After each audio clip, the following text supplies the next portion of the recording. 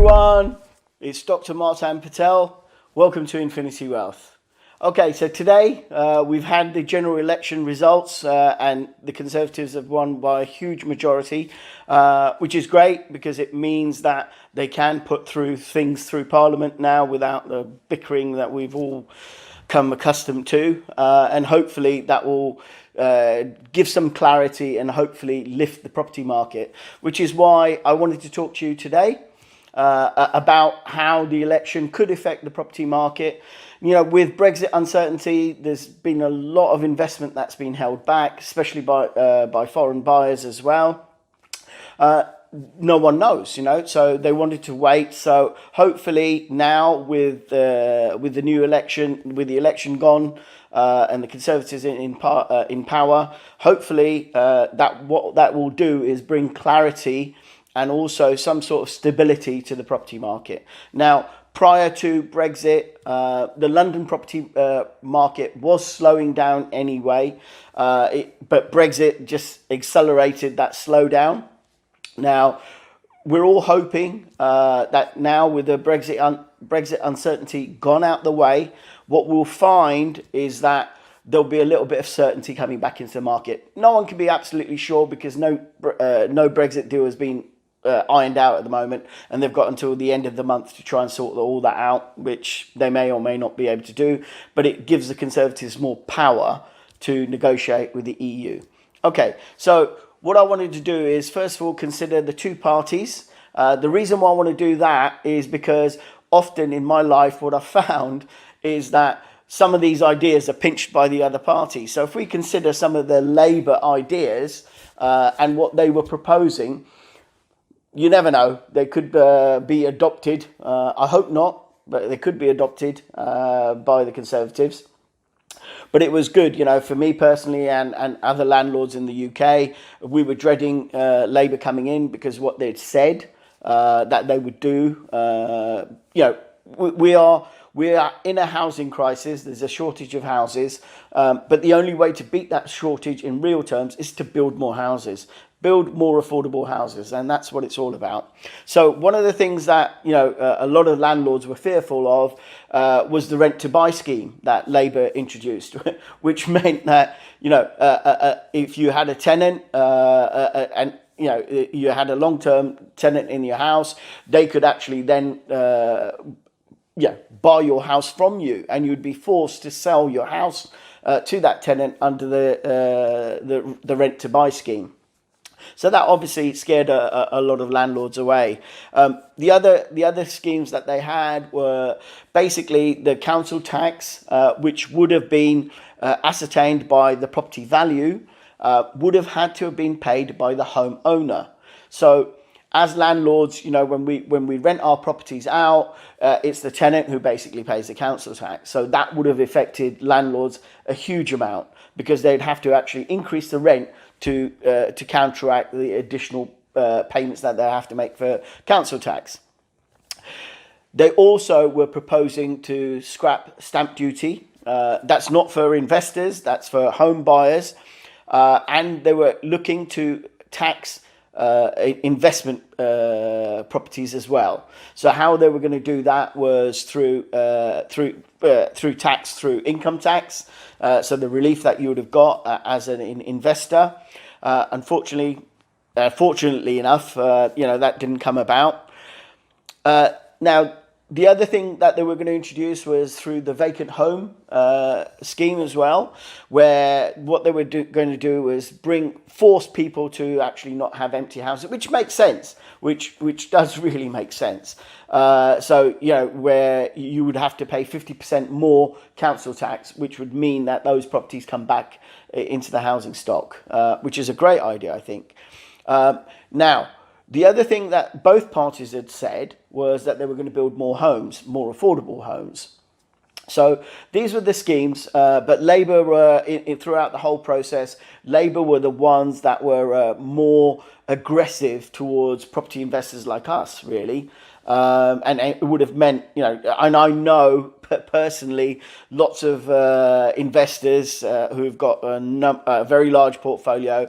They were talking about leaving the UK, because of the policies of Labour. Now, let's come on to the Conservatives. Okay, so remember, bear in mind, it's actually the Conservatives who've brought some of the implementations that we've already had, like mortgage interest relief. It was George Osborne who brought that in his wisdom, who brought that in, which is absolutely ridiculous. But so that's not to say we're better off, the Conservatives. I just felt that we were going to be crippled more by a Labour majority. Okay, so what do the Conservatives propose? Well, one of the things that I tend to agree with this, because I read a study from King's College, the economics department of King's College, where they studied foreign investment into the property market, and how that affects property prices. Now, in London, a lot of foreign buyers were coming up, buying all the very expensive homes, and what that was doing in this study from King's College was that it had a trickle-down effect, and it was raising all the property prices anyway around the London region. So that does seem to make sense. Now, one of the things that the Conservatives came up with, Vancouver and Singapore tried to counteract that, or have counteracted that, by introducing a stamp duty of 20% for foreign buyers who are coming to purchase properties in Vancouver and Singapore. Now, the Conservatives have looked at it, and what they're proposing is a surcharge paid by non-DOMs who come into the UK to purchase property. Now, I think that's right. But as long as it's not too high, it won't have a huge effect on the London property market, because at the end of the day, London is an international hub, but it has had detrimental effects in Vancouver and Singapore, where prices have been put down because it's been lifted mainly by foreign investors. So I am hoping that foreign investors do come back into the London market, which will push up property prices, but that remains to be seen. And Brexit uncertainty has obviously lifted that cloud a little bit, so they're a little bit more certain on what they're going to get. Okay, the other things that the Conservatives want to do, as Labour did, was to help homeowners or step onto the ladder. Now, the Conservatives had an idea where they would do longer fixed-term mortgages for people, especially first-time buyers. And by doing that, it meant that it would make it more affordable for people to own their own homes. Now, that is a good idea, but that sort of scenario, the lenders really need to work alongside the government. So if you're going to have a 25-year mortgage fixed term or a 15-year term fixed mortgage, you can get 10 years now, and you can get 5 years. So a lot of people have fixed their mortgages, which is great, actually, especially with these low interest rate charges. But something like that would have to be regulated, and it has to be controlled. What if interest rates start shooting up again? So obviously the lenders would want some sort of reassurances, and we'd be working with local government to actually do that. They also proposed, the Conservatives that is, cutting stamp duty on houses below 500,000 in value, which I think is also good, because it will mean that homeowners or first-time buyers are easier to step onto the housing ladder. They had proposed to kickstart the property market a little bit. They had also proposed to reduce the stamp duty overall, so from anything from 500,000 upwards, but below $1 million threshold, they were talking about a basic 4% stamp duty threshold. And anything over $1 million at the moment is 12%. Now, there's been contention, or some have suggested reducing that to 7%, and others have said that reducing that to 5%. Now, obviously, I don't know how that will affect foreign buyers, because they could then just increase the foreign buyers, so they're going to pay what they're going to pay now, basically. But we do need investment in London, and really to gauge how it's affecting the property market, we should see any upturn really in London first, if there is one. Now, I am a strong believer that I don't think it was, and I explained to you, I don't think it was really before because of Brexit, the housing market had already begun to slow down, and Brexit just exaggerated it. And the main reason why is affordability. At the end of the day, it's affordability.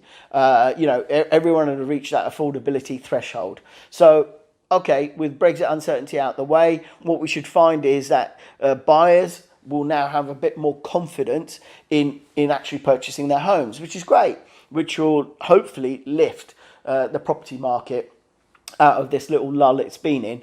But again, keep an eye on the London property market to see how that's interacting, and it will give you more of an indication of how the rest of the country is doing. Okay, so the other thing that they were proposing was obviously building 1 million new homes, which all of them really need to do anyway. The main problem that we have is not landlords in the UK. It is actually not building enough houses. Now, a lot of people have gone into property, and I can understand, and the reason why I did it was to gain an income and to invest my money, because it doesn't make sense in leaving your money in the bank. Leaving your money in the bank, if negative interest rates do come about, and I'm saying if they do come about, hope not, then obviously more and more people will be looking at investment vehicles like property. Property has been very stable for a very, very long time, and it is a worthwhile investment to make for the longer term. Now, how will that affect house builders? Well, house builders have, if you look at the share prices, which I'm constantly monitoring the market. Now, what you'll find is that the house builder property share prices had been dropping like a stone. Today, as soon as the results came out and it was a Conservative majority, Bovis Homes, all the property companies, their share price increased by 10%. 10%. Now, I monitor these share prices often quite a bit to give me an indication of what I think is happening. Now, prior to the downturn in the property market, house builders' share prices were dropping. So it's interesting to see that, obviously there is a sentiment out there that Brexit will, not Brexit, but a Conservative majority will help the housing market, which I think it will. I think, in the coming new year, I think you should all be looking at ways of investing in property. Here at Infinity Wealth, we will be having various courses which help you. So keep a lookout for all our videos, and we'll keep you up to date with what's happening in the market, especially now. So I'll be monitoring London and how it's performing. But the majority of the time, we would prefer, as an investor, I would prefer a stable housing market rather than a quick rising housing market. So hopefully you've enjoyed it. Hopefully, we will get some clarity, and there won't be so much landlord bashing, although there has been in the past. And we are seen as working alongside the government to provide good housing stock to people. It's not just about making loads of money off these things, but it's about providing a service, which you'll learn as well. So hopefully you've enjoyed it. Keep in touch. Don't forget to subscribe to our page, and there'll be an icon somewhere down here. And obviously register, subscribe, hit the notification bell, and also above all hit the like button and promote us to people you think would be interested in finding out more about property. So I hope to speak to you soon. Take care, guys.